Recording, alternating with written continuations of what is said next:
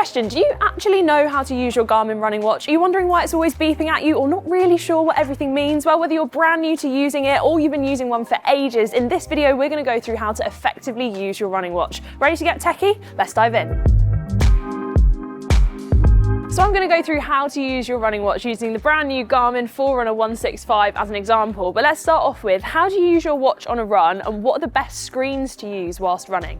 So you've got a few different options of what to have on your watch screen, and it's all really down to personal preference. But before you decide what to have on there, you might want to also think about how. Do you want to just have one data point on screen that you can look at, like heart rate, for example, that's nice and simple? Or do you want to populate the screen with lots of different data so you can look at everything in one glance? Completely up to you. But now let's go through what you could have on screen, starting with some of my favorites that you might not already have on there, like pace stats. You've got the option of live pace, average pace, or lap pace. Live pace is the pace that you're running at that specific moment, great for during a race or during a run where your pace might fluctuate. Average pace will show you the overall average pace for the run that you're doing, really great for runs where you might have a pace goal for the overall run. And then there's lap pace, great for interval sessions where your reps are shorter than a mile or a kilometre and you want to know your average pace for that lap rather than your splits for your miles or kms, or you don't want to be distracted by larger fluctuations in your live pace. The next useful thing to have up is distance. This is going to tell you how far you've run. You can set it up in miles or kilometres, just make sure it's in the same units as your pacing,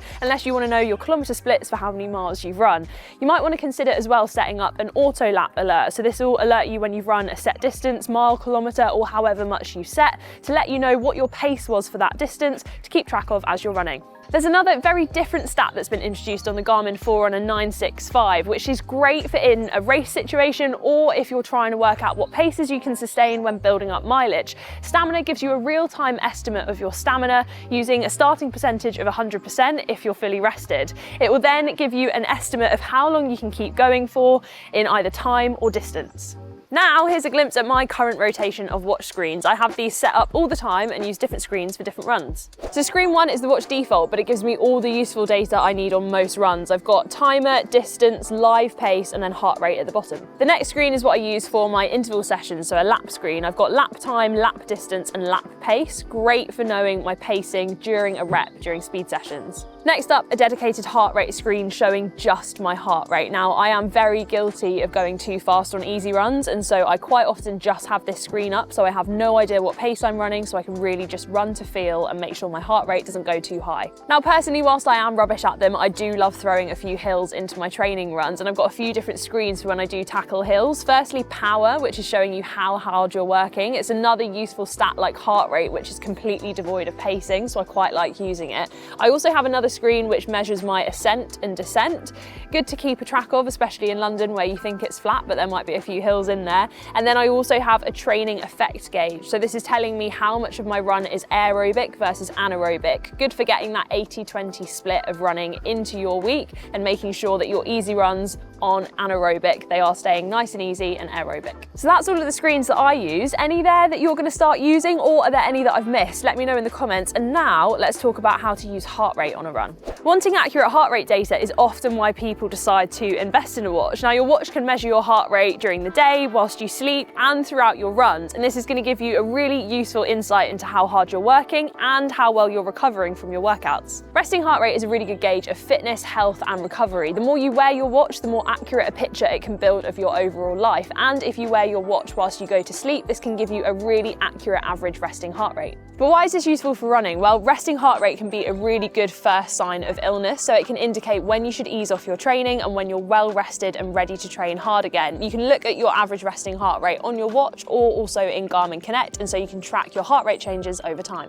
Linked to resting heart rate is heart rate variability. Now, this measures the gaps between your heartbeats. When you're well rested and healthy, you're going to have more variation, so a higher HRV score. But when you're run down, ill, or a bit tired, your HRV is going to be lower because you'll have less variation. And again, the more you wear your watch, the more accurate this figure will be. Now let's talk about heart rate zones. This is an indication of how hard you're working on a run, and most running watches will split this into 5 different zones. In zone 1, you're working the easiest, and in zone 5, you're working the hardest. Now, you could choose to have this as a dedicated heart rate only screen whilst you're on a run, like I mentioned earlier, or you could have it as part of another screen. If you want to learn more about the different heart rate zones and what paces you're working at in each zone, then check out our video. But now let's go through how to set up these zones in Garmin Connect. Now in Garmin Connect, you can determine your heart rate zones a few different ways. Our recommendation would be to use a percentage of your heart rate reserve. What this means is that your heart rate zones are calculated using the useful beats between your resting heart rate and maximum heart rate figures, which we think gives you the most accurate zones. Now, a thing to be aware of is that if you're wearing a brand new watch, it might not know what your resting and max heart rate values are. So keep wearing your watch in order to get an accurate resting heart rate figure.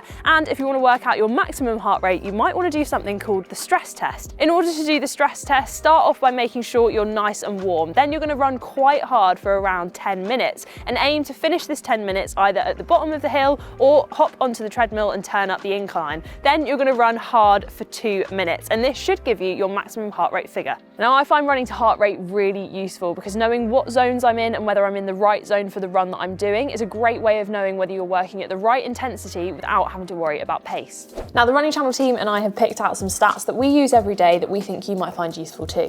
So first up, body battery. Your watch uses a combination of heart rate variability and movement data in order to give you a body battery score out of 100. Things like stress, illness, heavy exercise or an intense session will drain your battery, whereas things like sleep and rest will help to charge it. So it's worth having a look at your body battery in order to gauge how you're feeling and seeing whether the two things correlate. Next up, sleep score. Wearing your watch to sleep every night might feel a little bit strange at first, but I've been doing it for a while now and I find that the data that it gives me is really useful. So your watch can tell you how much deep sleep, REM sleep and awake time that you've had each night, and then it also gives you an overall score based on the quality of your sleep. Now recently I did a video where I wore Garmin's Venue 3 for about 3 or 4 months, and the data that I got was really interesting. So I had 2 identical nights sleep in terms of time slept, but the scores were really different. This is down to things like alcohol, stress, and even the time that I went to bed impacting the quality of my sleep.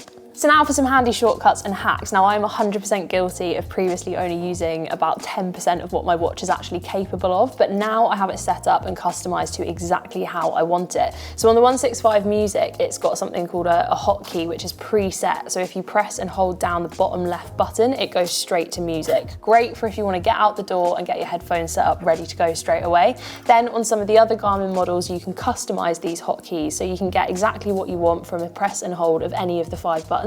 So useful for if you want to get out the door quickly or get something really quickly on your watch. Another hack is setting up alerts. Now you can set up an alert for loads of different things, but what I personally find the most useful is setting up heart rate and pace alerts. Do you need to stick to a certain pace in an interval session? Well, you can set up an alert to make sure that you stick within that pacing zone. Same for heart rate. It means that during that run, you don't have to constantly keep looking down at your watch because it will let you know if you're outside of that zone. Building workouts either in the watch or on Garmin Connect is another game changer. You can choose your warm-ups, cool-downs, how many reps you're doing and the recoveries, and whether that's to time or distance. It keeps me really accountable, and what I personally love is that I don't have to do any counting reps or maths when I'm actually in an interval session. The other thing as well is that you can't cheat on the recoveries because your watch is going to carry on through the workout, so you can't take any extra time. And if you're wearing headphones, you can also get audio updates in your ears for how your workout is going and when you're into the next rep. While sometimes you might perform at your best by running to feel, on race day a watch can really come into its own, not least by making sure you don't go off too fast. And there are 2 key features that I use every race day on my Garmin that I want to talk to you about.